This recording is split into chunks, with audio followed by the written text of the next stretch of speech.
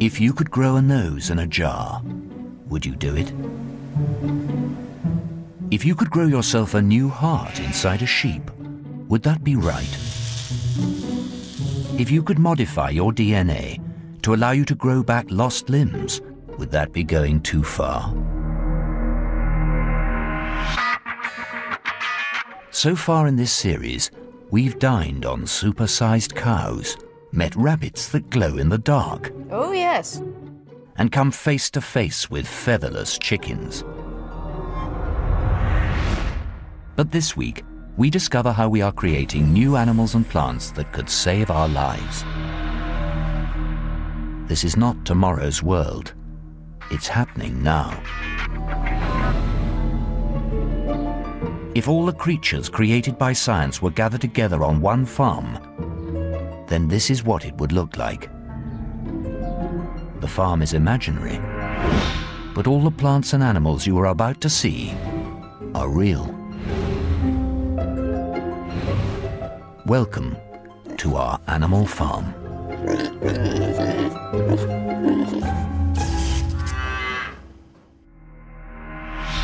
This week, our tour of the animal farm exposes an incredible new world of medicine. We've placed 2 people on our farm to help guide us around. Olivia wants to persuade you of the benefits of genetic engineering and biotechnology.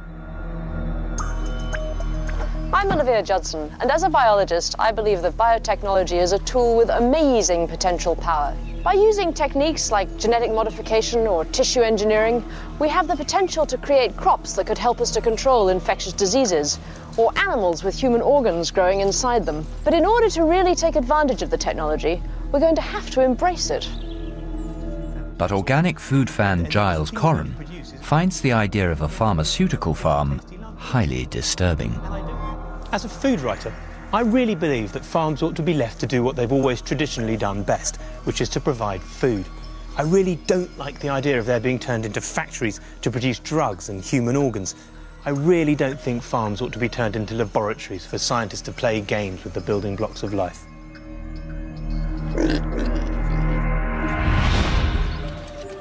Olivia Judson is an expert in natural selection and evolution. But she is now going to step into an extraordinary new world. A world where scientists have taken control and turned nature upside down. Inside this barn is a herd of cows that evolution could never have produced. What a sight! Every animal here is a clone. They're all genetic copies of just 2 original cows created in the lab. They were created by genetic engineering in the hope of saving human life. Hey! These calves are the brainchild of geneticist Professor Jim Roble. He's built them from the ground up to help cure some of the most dangerous diseases on the planet. So what is she? What makes her special? Well, this is a calf that has a series of gene knockouts, and she also carries the human microchromosome that has the human antibody genes. So she can make human antibodies in her blood? Yep. Antibodies are produced by our bodies to fight disease. They can destroy lethal infections like SARS and poisons like botulism. But no one has found a way to mass produce them until now. Dr. Roble's calves are worth up to $500,000 each. They have human DNA inside them. Their future is to be milked for their blood. This is the world's first antibody extraction parlor. For 2 hours every week or so, these precious cows are connected to pumps that filter their blood and extract human antibodies. Making antibodies of this sort on a large scale has long been a dream of medical science. They could be used to fight diseases like anthrax, or Ebola, for which there is no known cure. If we want to make antibodies to treat a specific disease, what we'd really like to do is to inoculate you over and over again so that you develop a very high titer of antibody against that agent. But we can't do that. We can't treat people that way. So if we wanted to make antibodies against anthrax, we can't, because we can't go around infecting people with anthrax. That's correct, yes. So instead of humans, Dr. Robles decided to use cows to create his antibodies. Long-lived, and with 8 times our blood supply, he wants to turn them into reliable, high-volume antibody production lines. The ultimate goal is to, say, take anthrax, Yes. expose the cow to anthrax, inject it with anthrax, at which point it starts making lots of antibodies against anthrax. Yes. And then you can collect those antibodies, purify them, That's correct. and treat people who have been exposed to anthrax. Yes. But it's no easy job to get cows to produce human antibodies. You have to genetically modify the cow's immune system to make it at least partly human. Dr. Roble has had to copy 2 sets of genes out of our DNA, which he then combines into a package called a microchromosome. But to get that microchromosome into the cow, he's had to use one of the most complex cut-and-paste jobs I've ever heard of. Take the microchromosome and you transfer it from mouse cells to chicken cells. Okay? And this is a specific chicken cell line that allows you to cut and paste chromosomes. And the best way to carry this chromosome is actually in a hamster cell line. So then it goes to a hamster cell line. We then transfer it to the cow cell line. So let me just get this straight. To make a human chromosome, you have to go through mice, chickens, hamsters, and then cows. And then finally cows, yes. Wow. Because each cell type has its own peculiar but specific quality that allows us to do a specific kind of manipulation. And this means that they will make human antibodies in their blood. That's correct. Dr. Roble's cows could be as important as the discovery of vaccination or antibiotics. They could be used to defeat diseases that no antibiotic can cure, maybe even cancers.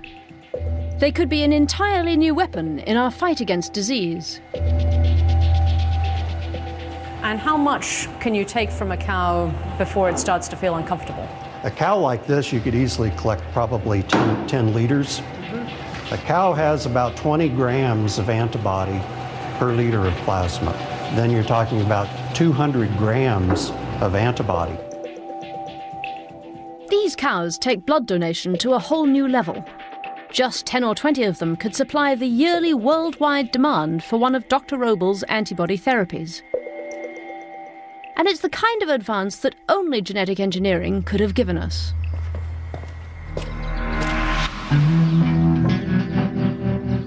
But for foodie Giles Corran, turning farms into pharmacies just shouldn't be on the menu.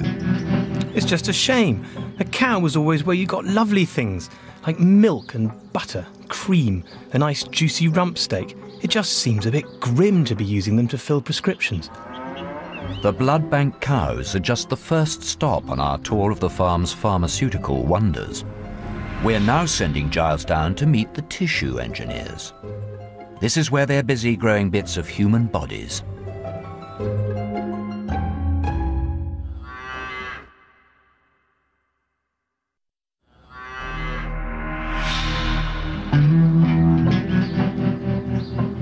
It's 8 a.m. and it's time for organic food fan Giles Corran to visit a farmhouse kitchen like he's never seen before. He's going to meet the tissue engineers. My face, bog standard. 1 mouth, 1 nose, 2 ears, 2 eyes. Just the way I like it. But down in the basement, they're up to something called tissue engineering. This is where they do things like grow artificial ears and then put them on the backs of mice.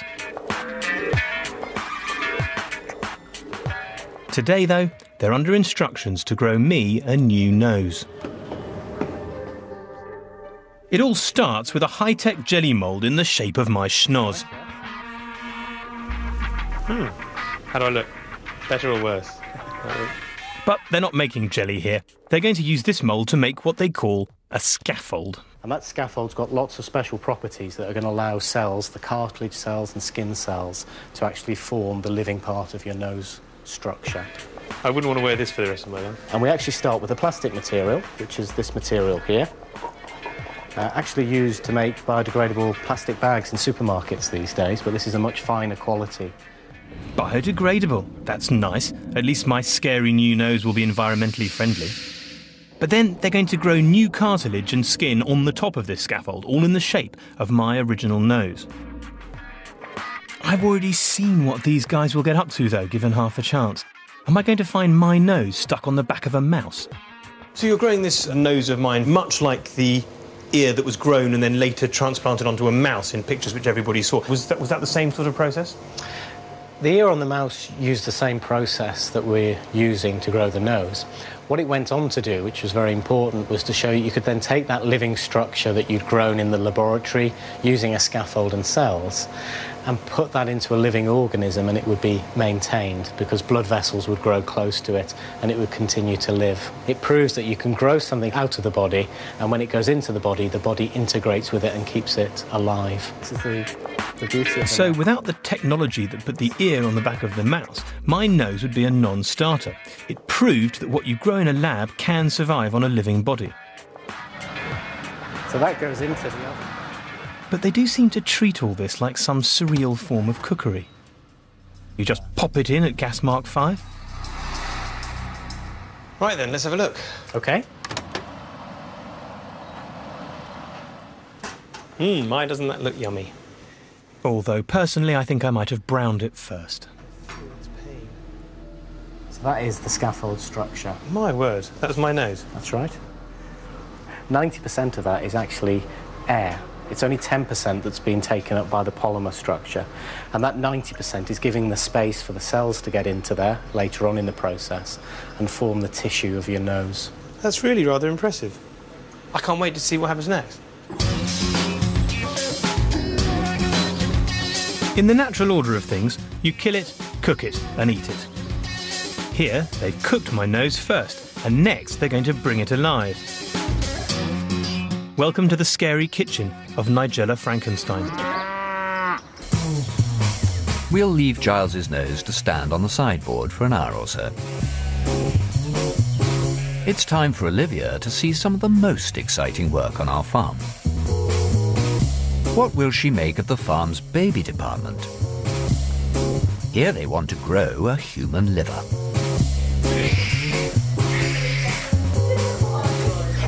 It's a boy. This is Dr. Nico Ferraz. His first job of the morning is to collect the umbilical cord of a newly born baby. He's looking for an ingredient that is revolutionizing modern medicine. 20 years ago, umbilical cords like this were usually thrown away. We didn't know that they were one of the best places to get hold of stem cells. Here's the cord, a very long one. So this is the umbilical cord? This is the umbilical cord. So the idea is to collect the blood and then extract the stem cells? Yes, absolutely. Why do we care about stem cells? Well, stem cells are really exciting because they have the possibility to build many cell types of the body. It just opens huge possibilities. So what are stem cells? We are all originally made from stem cells. As we grow in the womb, these stem cells develop into the tissues that make up every part of our body: bones, muscles, brain, skin. The point about stem cells, the reason everyone is so excited about them, is that they have the power to become any part of the body. Stem cell therapies are already saving lives on the farm. Olivia's now going to visit one of the farm's resident humans, baby Ross. What sort of future would he have been facing? He wouldn't have had a future, basically. He just wouldn't. And basically, SCID babies don't live past a year old. SCID stands for Severe Combined Immune Deficiency. Ross's body couldn't produce a particular type of cell called a T cell that helps the body fight off even the smallest infections. But doctors transplanted stem cells into his bloodstream, where they multiplied and transformed into the T cells that Ross needed. Ross needed to fight off any infections. So basically, he would have been dead by a year. So even a common cold could have killed him? That's correct, yeah. Or a kiss or anything. So for the last 6 months, we haven't kissed him at all. Aww. He hasn't been able to touch our hand, touch our faces, touch anything. Do what he wants, I don't care. Stem cell therapy saved Ross's life. But there's been a lot of controversy over stem cells, just because one of the places we can get them is from embryos. Luckily, though, embryos aren't the only source. We can also get them from bone marrow. or umbilical cords, as Nico does. Nico's dream is to grow a human liver from the stem cells he collected earlier.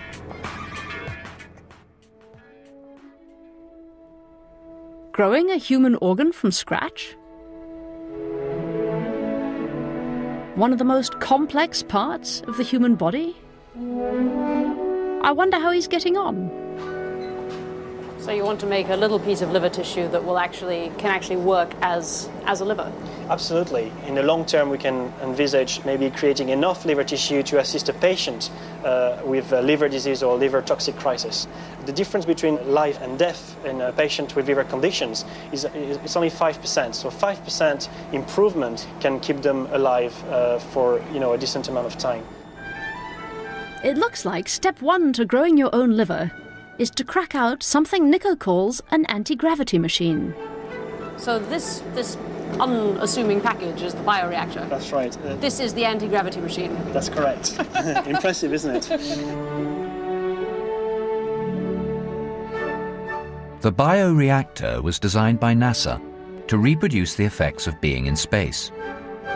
It reduces gravity, allowing stem cells to grow in all 3 dimensions. A bioreactor is actually mimicking microgravity.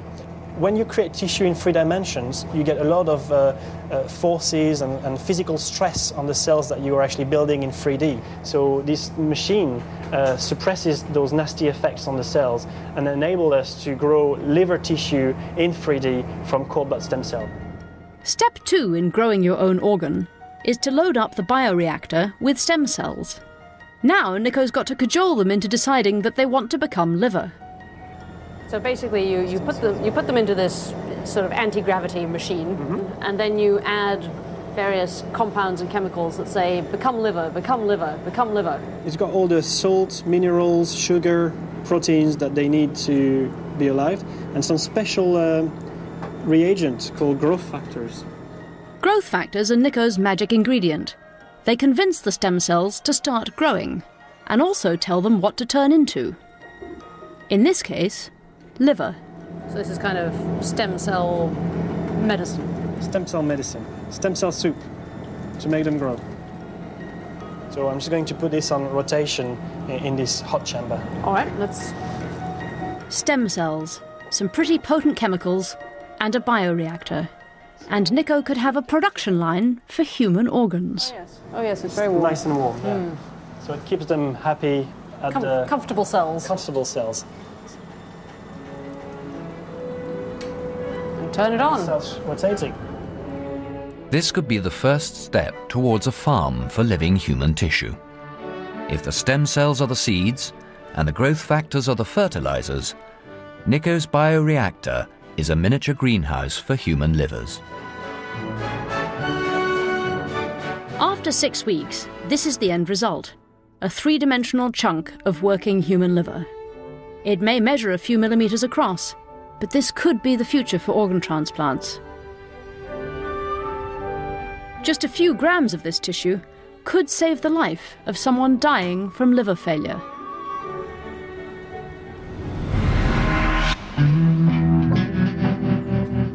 We haven't finished with the organ farmers yet, but we need to get back to the nose kitchen, where Kevin, the tissue engineer, is firing up a pressure cooker, the likes of which you've never seen before. So far, all Kevin's done is bake a nose-shaped scaffold, but now it's time to start cranking up the serious technology. Kevin's going to show me how to make my nose come alive. Right. This is what? This is an extraordinary piece of equipment. This is exactly like I imagine that science laboratories ought to be. Yes. You just whack the nose in there, turn it on, and it creates. Exactly, yeah. It's actually a controlled chemical reaction that's going to make this into a scaffold that attracts the cells to it. So it's going to change the nature of the nose scaffold? Yeah, you won't actually see any difference to the eye, but actually a lot of important changes are happening to the chemistry of this material. Wow. So you put it in there and it changes it into something which will fool the cells into thinking it's a living thing? Yes, that's right, yeah, exactly. Cunning. And so it just goes through this front port here, and then we just position it.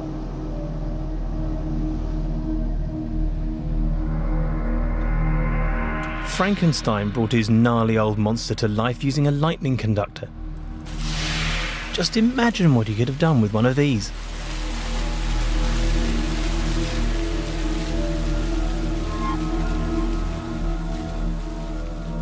You can see now within the chamber it's glowing pink, and the reason for that is the gas that we're leaking in there is being charged up, so it becomes very reactive, and that will now undergo a chemical reaction with your nose scaffold and change its surface. Kevin's cooker is turning Giles's nose into a magnet for living tissue. Almost literally. Through a complex series of chemical reactions, this machine is making his nose positively charged. Any cells that come close to it will stick like magnets onto the scaffold surface.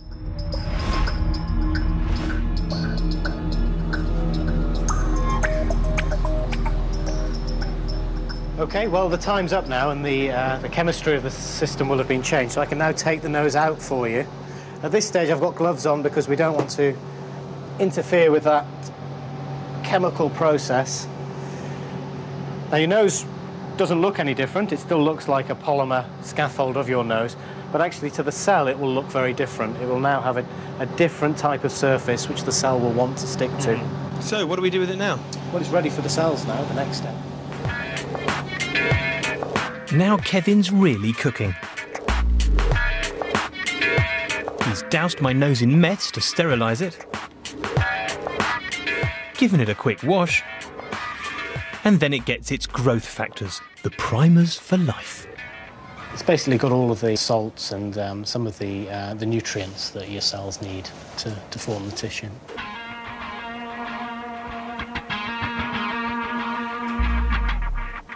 The nose is now ready to receive the cells. But it's quite rough still, the nose. I mean, is it going to make a rough flesh nose, or is it going to be smooth like mine? Over a period of time, the polymer structure, which is causing it to be rough, degrades away. It's deliberately rough at the moment because that's giving it the pores that you need to actually allow the cells to get in there. So what I'm going to do now, I'm just going to put this pipette onto here, and I'm going to now collect some of the cells, probably around about 10 million for a nose of your size. How many for a nose of Charles de Gaulle's size? Many more millions? Many more millions. So now Kevin's basting my nose with a pink potion of countless living cells. But he didn't get the cells from me, so if they're not my cells, is it really my nose? And if not, then whose nose is it? There's now millions of human flesh cells around the scaffold of my nose. Yeah, and from the earlier process where we changed the surface chemistry of it, they should now be finding that an attractive surface to stick to. And who wouldn't find it attractive? It's the Giles Corran nose scaffold. If I were a living cell, I can't think of anything I'd rather cling to. Having learnt to grow organs in petri dishes and bioreactors, some of our scientists wondered if they could take all this out of the lab and into the farmyard. What if we could grow human parts inside animals? Olivia thinks this is an intriguing idea. By breaking down the barrier between humans and animals, biotechnology could change the role of the farm animal from simply providing us with food to providing us with human parts. Next, Olivia's going to meet the sheep that's just a little bit human. Oh my God, it's enormous.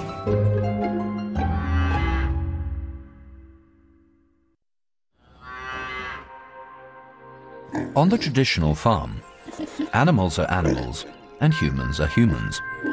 But on our farm, the boundaries are becoming rather more blurred.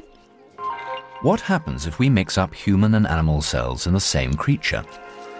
Olivia's about to see exactly how it's done. These sheep are up to 15% human.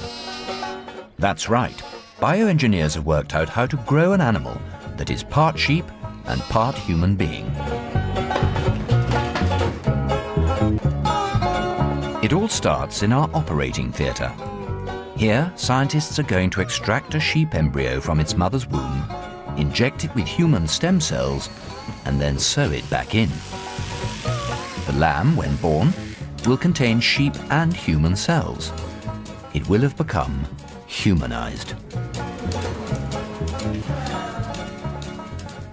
Professor Zanjani has spent 30 years on this project. So what is a humanized organ? A humanized organ would be an organ in which at least part of the organ is derived from human cells. Dr. Zanjani's humanized sheep are made to order.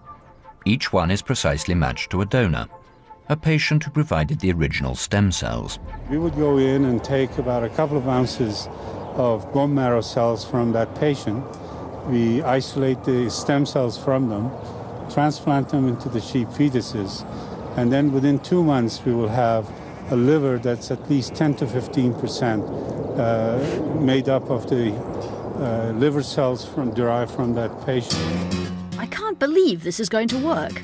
Professor Zanjani says he can simply inject human stem cells into a sheep, where they'll survive, multiply, and turn into human organ tissues. We inject the cells into peritoneum of these animals, and then these cells get distributed through the lymphatic system into the circulatory system and get distributed to all the organs in the body. The human and sheep cells live quite happily alongside each other inside the sheep. But there is one risk to Dr. Zanjani's process. If DNA from the sheep cells and the human stem cells gets mixed together, we could end up with what is called cellular fusion. And some people are concerned that this could produce a strange new hybrid that has the features and characteristics of both sheep and humans. It is a possibility Dr. Zanjani has considered. In this model, transplanting the cells into the fetal sheep at this early stage does not result in fusion at all. We have not seen one single fused cells. So we either have sheep cells or human hepatocytes or liver cells. So they maintain their identity as sheep? They're regular sheep, they behave like sheep, they don't speak like humans, they don't behave like humans, they don't feel like humans. That's very important. Right. I want to see how on earth this works.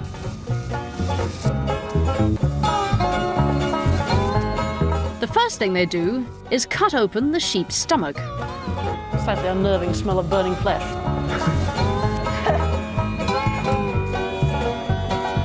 Are we going to take it all the way out, the uterus, yes. the whole uterus? And they're a different shape from a human uterus, aren't they? Yes, they are. I've seen some weird stuff in my life, but this is something else. Looks a little bit slippery. Yeah. That's the sheep's womb being pulled out, with a living lamb fetus inside it. Oh my God, it's enormous.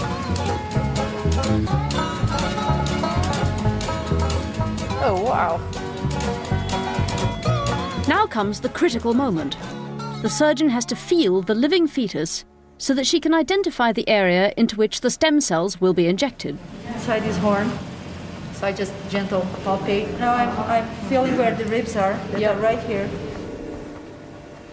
The stem cells must be injected into the peritoneum, the stomach area of the fetus. So basically, when a human stem cell gets to the sheep's brain, it will become a neuron. Yes. And when it gets to the sheep's liver, it will become a liver cell. A liver cell. As the human stem cells travel around the sheep embryo, they'll grow and transform themselves according to where they settle. The sheep's liver, heart, lungs, possibly even its brain, will all become partly human. Ultimately, Dr. Zanjani hopes to farm these sheep to produce organs for transplant. The nice part of all of this is that the 2 ounces of stem cell or bone marrow cells you get from these patients provide enough stem cells to do maybe about 10 fetuses. Wow. So it isn't just you have one organ for transplant purposes. You can have many of those animals are still available in case the first one you give fails and so on. What an astonishing idea! That one day we all might have a personal flock of sheep on standby to provide us with new organs if any of ours fail.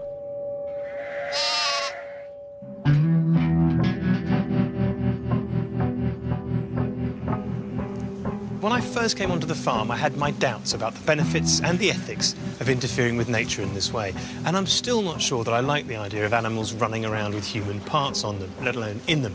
It seems there are just too many unknowns, too many unanswered questions.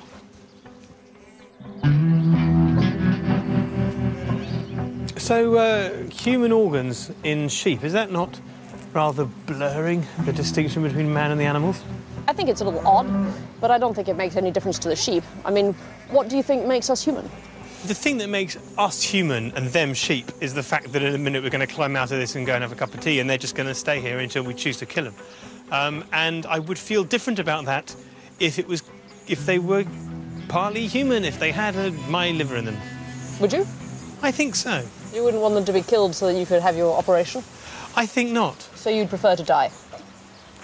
Well, I wouldn't die to save a sheep, but can this really be the future, that we breed these cute little things with organs in them for us to use? It's not the future. It's all already here. Tissue engineering, genetic modification, stem cell organs. Our farm is at the heart of a multi-billion-dollar industry. And can Giles really hold on to his objections when he meets the people whose lives are being transformed by this technology?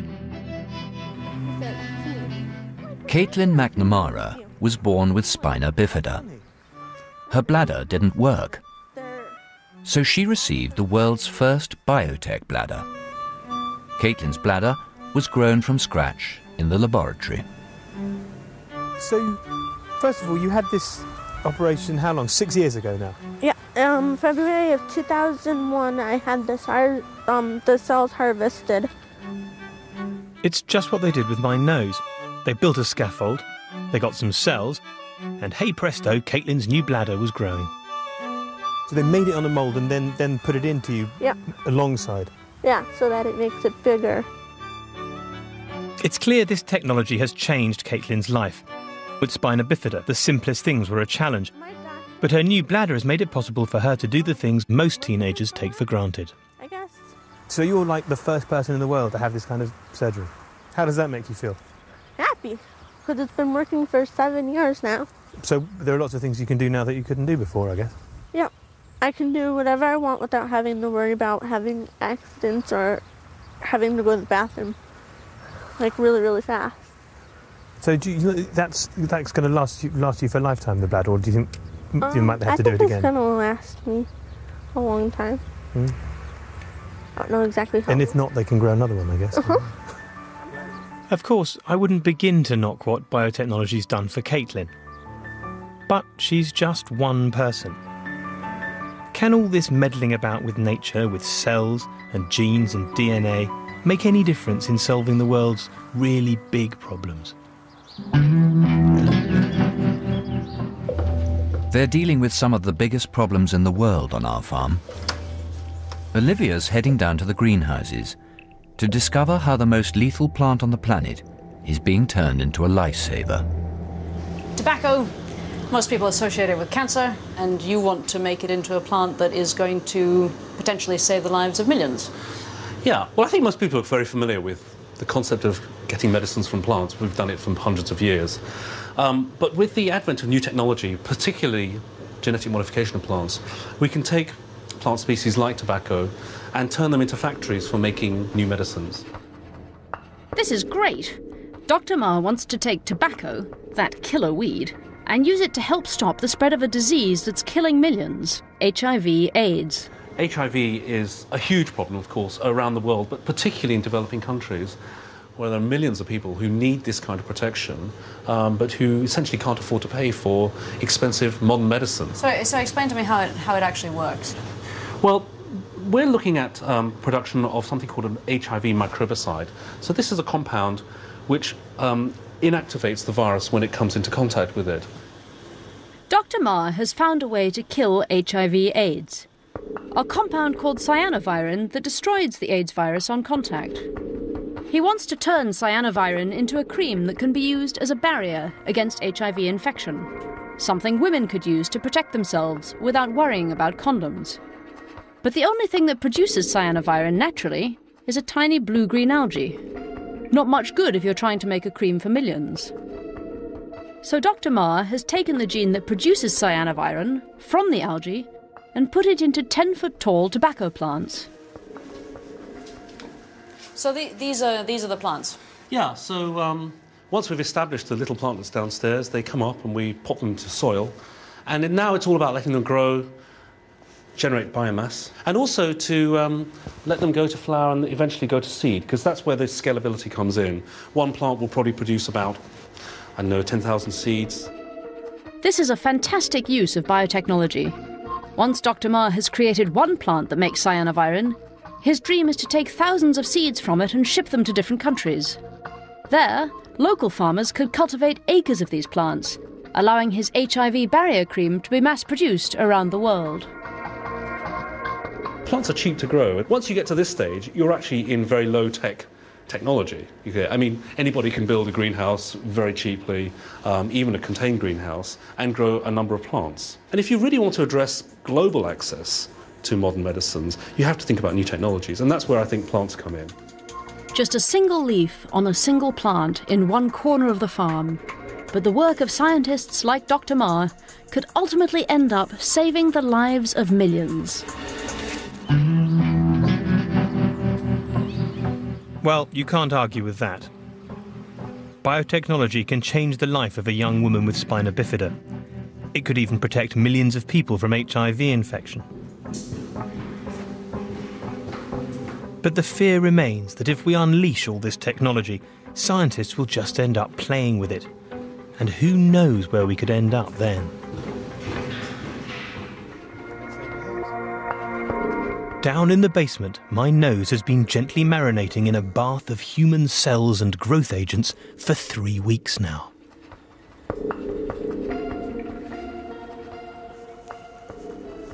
It looks horrible.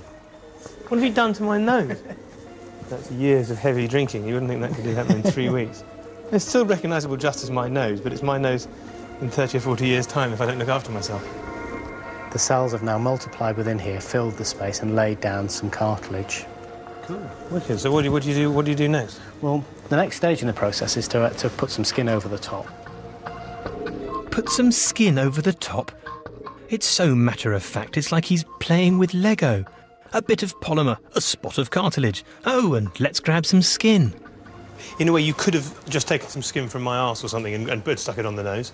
Yeah. But as we thought that was not going to be very comfortable, we can just... It's an alternative to a skin graft, but it's... Exactly, yeah. Cells you've grown. Living human skin grown in a Petri dish, tailored to just the right size.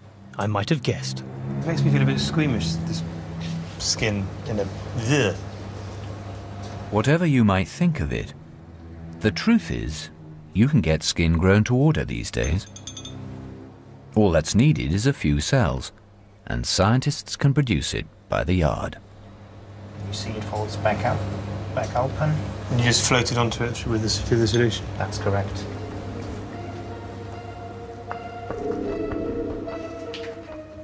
It's really rather impressive, actually. It looks almost alive. It is alive, I guess. The cells have populated the scaffold, multiplied, and now skin is going to start growing too. Wow.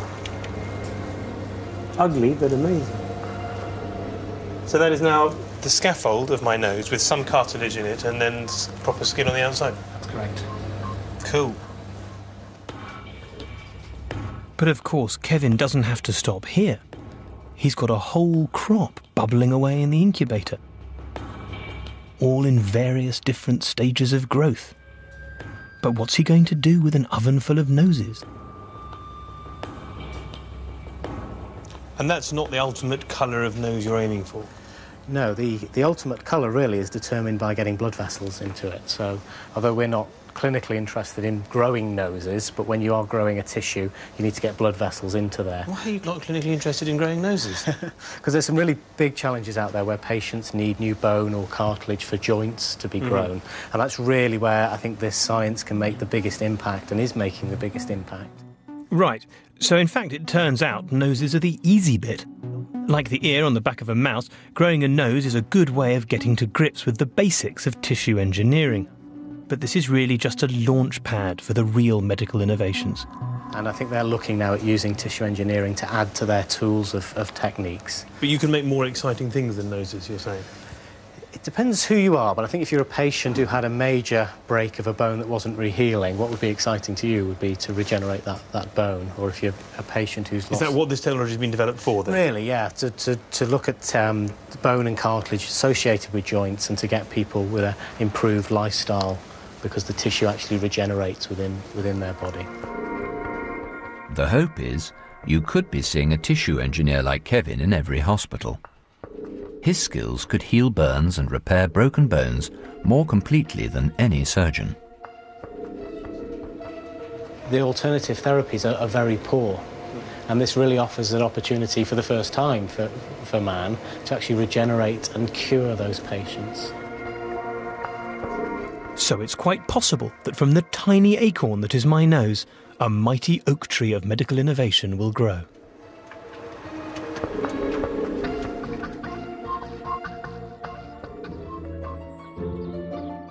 We've learnt how to make cows with miracle blood, sheep with humanized organs, even grow a nose in a jar. But it doesn't stop there. What if we didn't need to grow organs in a lab, or even in a sheep? What if you could chop off one of your fingers or arms, and then it would just grow right back? This work has already begun on the farm.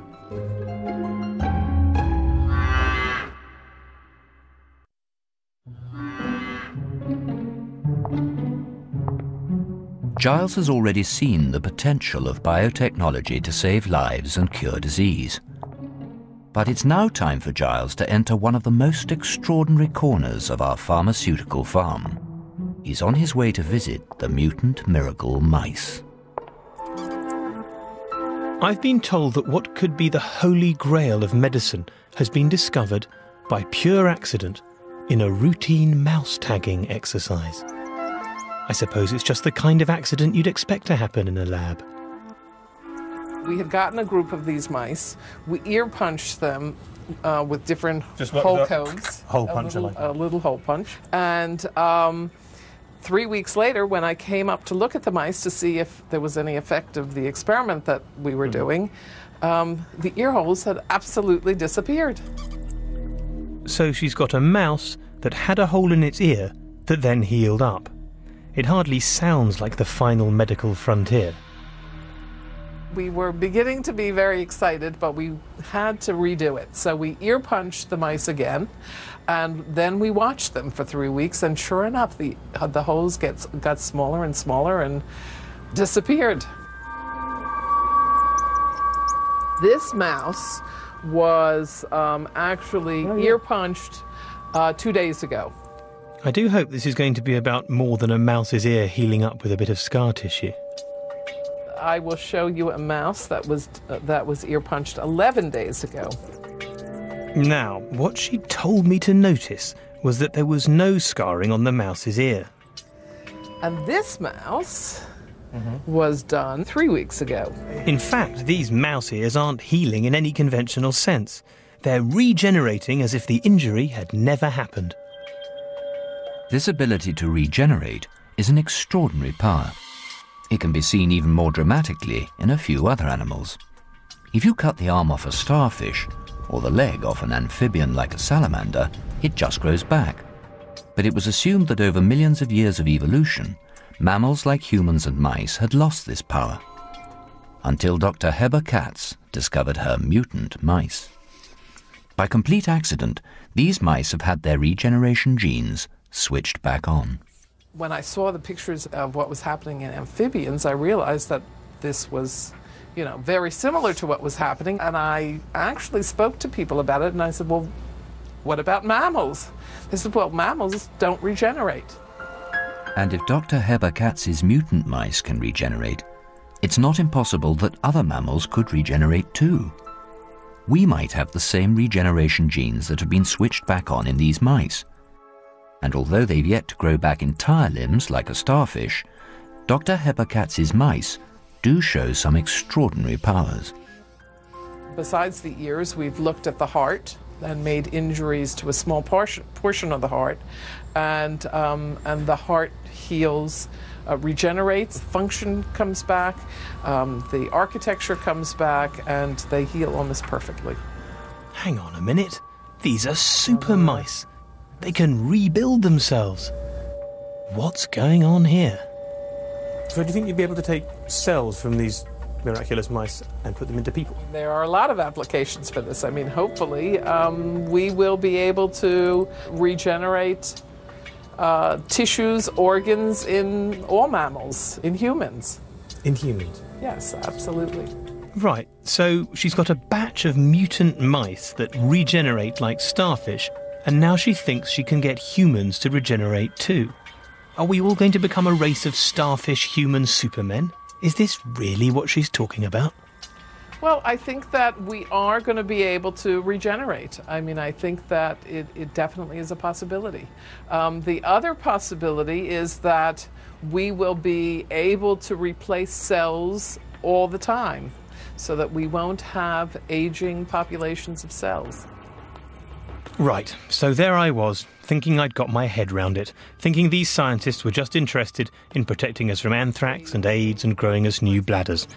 And now I've met a woman with a batch of mutant mice that she wants to use to transform human beings so that they can grow back their own limbs like starfish. It may sound like madness, but you might be interested to know that Dr. Heber Katz's work is currently being partially funded by the US military.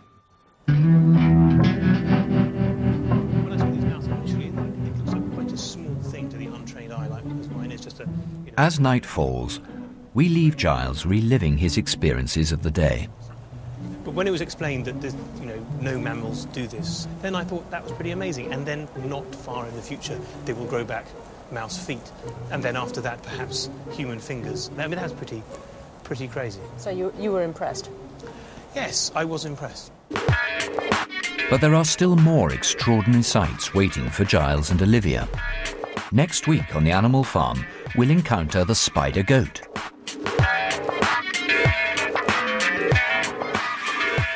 Root around with the pigs that glow in the dark. And meet the world's first resurrected cow. He's got a fabulous tongue. As Giles and Olivia venture to the outer limits of our animal farm. That's next week when the series concludes, same time. You can explore the ethical and scientific issues raised in tonight's programme at channel4.com/science. On More 4 right now, John Sim plays Vincent van Gogh during the time when he lived with Gauguin, drama with Yellow House. But next up, big decisions for Weaver in ER.